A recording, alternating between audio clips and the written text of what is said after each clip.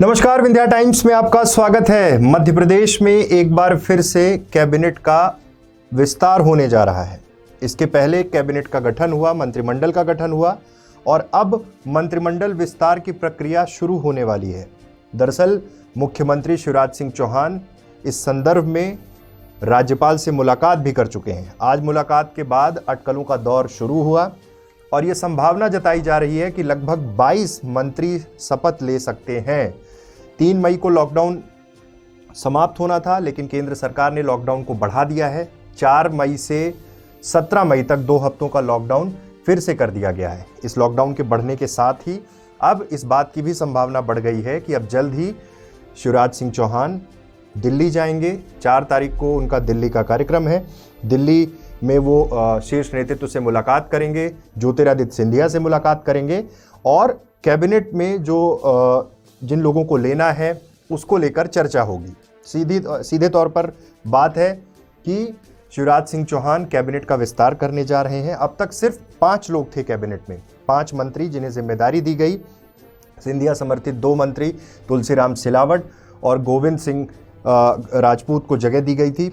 उसके अलावा नरोत्तम मिश्रा थे, कमल पटेल थे और विंध्य से देखा गया था कि मीणा सिंह को जगह दी गई थी। अब जब ये पूरी परिस्थितियां साफ हो रही हैं तो एक दबाव है, विपक्ष का भी दबाव है और सरकार के ऊपर भी ये दबाव है कि जल्द से जल्द तमाम लोगों को जिम्मेदारी देकर काम शुरू कराए जाएं, विधिवत काम शुरू कराए जाएं। कैबिनेट विस्तार को लेकर आज इसलिए अटकलें तेज हुई क्योंकि राज्यपाल से मुलाकात हुई। राज्यपाल से मुलाकात के बाद ये आशंका, ये कयास लगाए जा रहे हैं कि 22 लोगों को कैबिनेट में दूसरी बार ये शपथ लेंगे। मतलब कि एक शपथ हो चुकी है जिसमें 5 लोग थे, लेकिन अब 22 चेहरे मध्य प्रदेश में फिर से एक बार कैबिनेट में जगह लेंगे, जिसमें बीजेपी के एमएलए हैं और विशेष रूप से कांग्रेस की सरकार गिराने वाले उन तमाम बीजेपी विधायकों को शिवराज सिंह चौहान कैबिनेट में रखना चाहते हैं। सिंधिया समर्थित जो विधायक हैं, पूर्व विधायक हैं, उन्हें भी लेना है और साथ ही साथ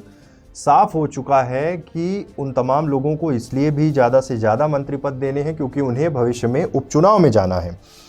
विपक्ष में बैठी कांग्रेस इन तमाम गतिविधियों पर नज़र बनाए हुए है क्योंकि उसे उम्मीद है कि कहीं ना कहीं जब शिवराज सिंह मंत्रिमंडल का विस्तार करेंगे तो बीजेपी के अंदर भी खलबली मचेगी क्योंकि बहुत सारे दावेदार हैं, मंत्री बनने की होड़ जैसी है। कारण ये है कि बहुत सारे 4-4, 3-3, 4-4 बार के विधायक हैं, वो जगह चाहते हैं। इस बीच खबर ये भी है कि पूर्व मंत्री विजय शाह और यशोधरा राजे सिंधिया की छुट्टी हो सकती है। ऐसे कुछ लोगों को होल्ड किया जाएगा। होल्ड करना इसलिए ज़रूरी है क्योंकि एक बड़ी संख्या में मंत्री सिंधिया समर्थित पूर्व विधायकों को बनाना ज़रूरी है क्योंकि उन्हें उपचुनाव में जाना है। विधानसभा अध्यक्ष के लिए सीताचरण शर्मा, जगदीश देवड़ा और गोपाल भार्गव का नाम है।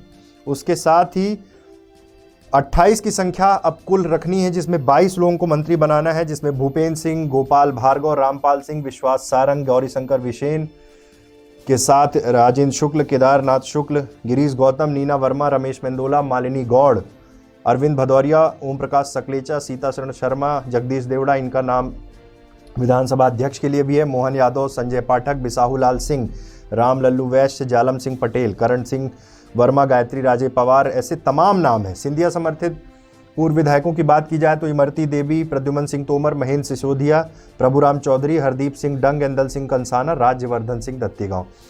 विंध्य को लेकर तमाम अटकलें हैं। तमाम वरिष्ठ विधायक हैं बीजेपी के जो एक स्वाभाविक दावेदारी कर रहे हैं, संगठन के सामने भी वो बात रख चुके हैं। सवाल ये है कि किसे मौका दिया जाएगा। अनुभव बहुत महत्वपूर्ण है। विंध्य से पहले राजेंद्र शुक्ल मंत्री रहे हैं, इस बार भी उनके नाम की चर्चा है। उसके साथ ही इस बार विंध्य के अन्य जिलों से भी एक मांग उठ रही है, चाहे बात सतना की जाए चाहे सीधी की जाए। सतना में पहले नागेंद्र सिंह मंत्री रह चुके हैं।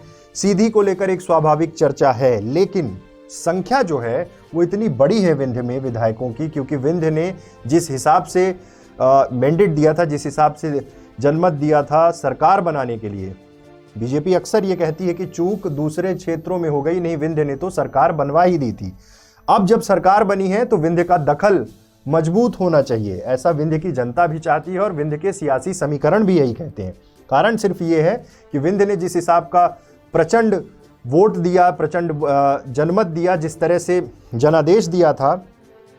रीवा जिले में 8 की 8 सीटें बीजेपी के पास, सीधी में जबरदस्त परफॉर्मेंस, पूर्व नेता प्रतिपक्ष चुनाव हार गए थे। सतना में बहुत अच्छा परफॉर्मेंस, शहडोल, अनूपपुर की बात छोड़ दीजिए, अनूपपुर में बिसाहूलाल सिंह खुद कांग्रेस छोड़कर बीजेपी में शामिल हो गए हैं। तो ऐसी तमाम जगह बड़े दिग्गज हैं, कई बार के विधायक हैं, 3-3, 4-4 बार चुनाव जीतकर विधानसभा पहुंचे हैं, तो स्वाभाविक है कि उनकी उम्मीदें बड़ी हैं। अब ये देखना बहुत दिलचस्प होगा कि विंध्य में जिस स्तर का परफॉर्मेंस बीजेपी ने किया है, कांग्रेस को यहाँ से हटाया है, जिस तरह से कांग्रेस का नुकसान हुआ था, बीजेपी में किन किन चेहरों को जगह मिलती है, ये देखना बहुत महत्वपूर्ण होगा। फिलहाल मध्य प्रदेश के मुख्यमंत्री शिवराज सिंह चौहान ने आज राज्यपाल से मुलाकात की। मुलाकात के बाद दिल्ली जाएंगे, तमाम मंथन होंगे और मंथन के बाद निकलकर सामने आएगा कि आखिर वो 22 नाम कौन से हैं जिन्हें मध्य प्रदेश में मंत्री बनाया जाएगा, मध्य प्रदेश में कैबिनेट में जगह मिलेगी। पहले मिनी कैबिनेट 5 मंत्रियों को जगह दी गई थी, तब से विपक्ष के वार शुरू थे कि क्या हुआ सिंधिया के लोगों का जो पार्टी छोड़कर गए थे। उपचुनावों में जाना है, लगभग 24 सीटों पर उपचुनाव है और उन्हें जीतना बेहद जरूरी होगा, नहीं तो सरकार अस्थिर हो सकती है। कांग्रेस हर एक रणनीति पर नजर बनाए हुए है।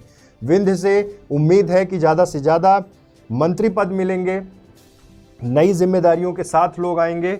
अब ये देखना बहुत दिलचस्प होगा कि आखिर किन परिस्थितियों में किस तरह ये गठन होता है। विपक्ष की नज़र सिर्फ इस पर है कि किन लोगों को इस गठन में छोड़ दिया जाएगा, क्योंकि कई विधायक अंदर ही अंदर ये खबर है कि बगावत पर भी उतर सकते हैं। और कारण सिर्फ एक है, क्योंकि वो कई बार के विधायक हैं और इस बार उन्हें उम्मीद है कि कैबिनेट में जगह मिलेगी। शिवराज सिंह चौहान के सामने तमाम चुनौतियां हैं। सबसे बड़ी चुनौती कोरोना की। मध्य प्रदेश में ऐसे समय में उन्हें सरकार मिली, ऐसे समय में उन्होंने सरकार बनाई जब चुनौतियां सर पर खड़ी थी। कोरोना ने दस्तक दी, मध्य प्रदेश बेहाल है, इंदौर, उज्जैन, भोपाल के हालात आपके सामने हैं। ऐसी परिस्थितियों में शिवराज सिंह चौहान के सामने चुनौतियां कम नहीं हैं। उसी बीच एक दबाव जो है वो ज्योतिरादित्य सिंधिया का भी है। सिंधिया समर्थित पूर्व विधायकों को मंत्री बनाना, उन्हें तमाम जिम्मेदारियां देना और साथ ही साथ बीजेपी के उन तमाम क्षेत्रीय छत्रपों को के बीच सामंजस्य बनाना भी एक बड़ी चुनौती है। तो अब देखना होगा कि कब ये फैसला होता है, आला कमान किन नामों पर सहमत होता है और कौन मध्य प्रदेश में मंत्री के रूप में शपथ लेते हैं। बहुत बहुत धन्यवाद।